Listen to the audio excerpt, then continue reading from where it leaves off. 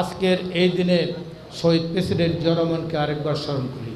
Racecourse ময়দানে আমি উপস্থিত হয়েছিলাম, আমার বয়স কম। 1976 সালের 1 মে শহীদ প্রেসিডেন্ট জিয়া রহমান প্রধান সামরিক প্রশাসক এবং রাষ্ট্রপতি, উনি 1 মে কাজী জাফর আহমেদ এবং কর্নেল আকবর লক্ষ লক্ষ শ্রমিকদের একত্রিত করে জিয়া রহমানকে নিয়ে এসেছিলেন। জিয়া রহমান সেখানে দাঁড়িয়ে প্রথম বক্তব্য রাখলেন। উনি বললেন, আমি কোনো বক্তব্য রাখবো না, আপনারা যেমন একজন শ্রমিক, আমিও শ্রমিক, আমিও খেটে খাই, আমি রাষ্ট্রের একজন শ্রমিক, আপনারাও মিল কারখানার শ্রমিক।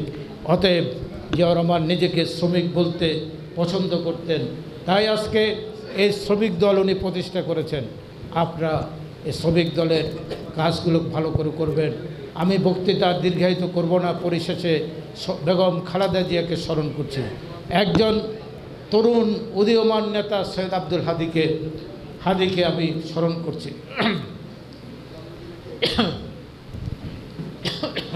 এই কারণে সৈয়দ আব্দুল হাদি বলেছেন, আমি যখন ঘুমাই তখন আমি দেখি জিয়া রহমান আমার স্বপ্নে, আমি যখন জীবিত থাকি, জীবন্ত ঘুম জাগে, তখন আমি দেখি সারা বাংলাদেশ ব্যাপী একটি মুখ, সেটা হলো বেগম খালেদা জিয়া। এবং আমি যখন দেখি আমার সার্বভৌমত্বের প্রতীক বেগম খালেদা জিয়া, বাংলাদেশের প্রতীক খালেদা জিয়া, বাংলাদেশের পতাকা বেগম খালেদা জিয়া। অতএব এই খালেদা জিয়া এই দলটিকে এখানে জায়গায় নিয়ে এসেছেন।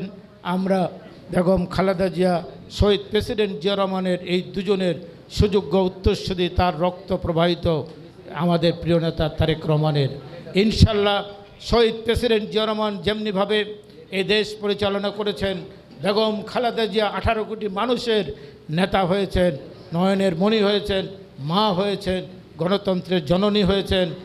বাংলাদেশ মানে বেগম খালেদা জিয়া, বাংলাদেশের পতাকা মানে বেগম খালেদা জিয়া। এই অবস্থায় এসেছেন। তারেক রহমানও লাস্ট 30 তারিখে পার্লামেন্টে যে বক্তব্য দিয়েছেন, এই বক্তব্যতে এটাই প্রতিমান হয়। আপনারা কেউ হতাশ হবেন না। উনি খালকাটা বিপ্লব সব কিছু চালু করছেন। 2 মাসের সরকার এত 30 লক্ষ কোটি টাকা শেখ হাসিনা এই দেশ থেকে পাচার করে নিয়ে গেছেন। এবং ডক্টর ইউনূস অনেকগুলো চুক্তি করেছেন, অনেক অপকর্ম করে গেছেন। শুয়োরের মাংস আমদানিরও উনি অনুমতি দিয়ে গেছেন। অতএব উনি আমি একবার ইউনূস সম্পর্কে একটা বিশাল বক্তব্য দিয়েছিলাম, আমি এখন সেটার দিকে যাব না। আমি শুধু বলতে চাই, শেখ হাসিনা যত দুর্নীতি করেছেন, ইউনূস সরকারের উপদেষ্টারা, তাদের এই এনসিপির নেতারা এই 16 মাসে এর চেয়ে কম দুর্নীতি করে। এটারও বিচার হওয়া উচিত, এটারও তদন্ত হওয়া উচিত। অতএব একটি খালি ঝুড়ি নিয়ে 1991 সালে বেগম খালেদা যখন ক্ষমতা আসেন, তখন বাংলাদেশের রিজার্ভ ছিল মাত্র 750 কোটি টাকা। সেখান থেকে বেগম খালেদা জিয়া এই দেশকে স্বনির্ভর বাংলাদেশে পরিণত করেছিলেন। আজকেও তারেক রহমান অতি দ্রুত এই বাংলাদেশকে স্বনির্ভর করবেন। সরকারের প্রধান যদি সৎ থাকে, নিচে পর্যন্ত সেটা দুর্নীতি হয় না।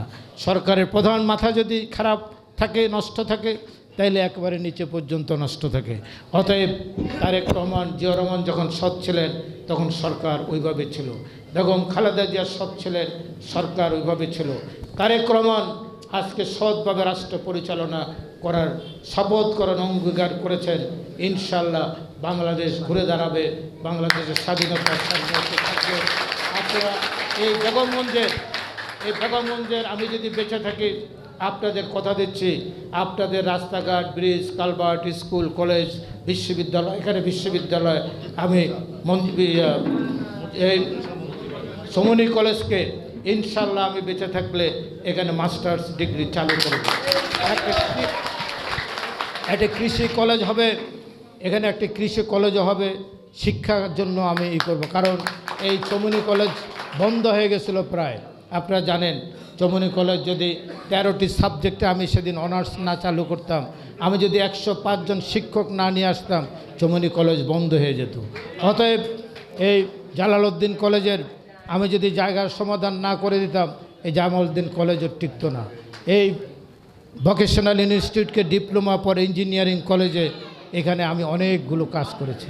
অতএব শিক্ষাক্ষেত্রে আমার প্রধান থাকবে আর স্বাস্থ্যক্ষেত্রে থাকবে ইনশাল্লাহ। এখান থেকে এখন মাইজদি গিয়ে এই ছাত্ররা লেখাপড়া করে এই বেগমগঞ্জে নোয়াখালী মেডিকেল কলেজের ছেলেমেয়েরা এখানেই লেখাপড়া করবে, এখান থেকেই MBBS ডাক্তাররা বেরিয়ে আসবে।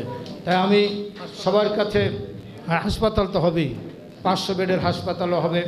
আমি সবার কাছে অনুরোধ করব, আমি সবার কাছে অনুরোধ করব, আপনারা দলের মধ্যে দলাদলি না করে আল্লাহকে হাজির নাজির রেনে যারা এই 12ই মার্চ 12ই ফেব্রুয়ারি বিএনপির পতাকা লাগিয়ে সাইনবোর্ড লাগিয়ে যারা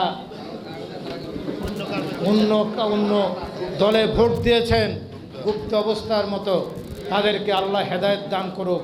আপনারা সবাই বলবেন তাদেরকে আল্লাহ হেদায়েত দান করুক, তাদেরকে আল্লাহ হেদায়েত দান করুক।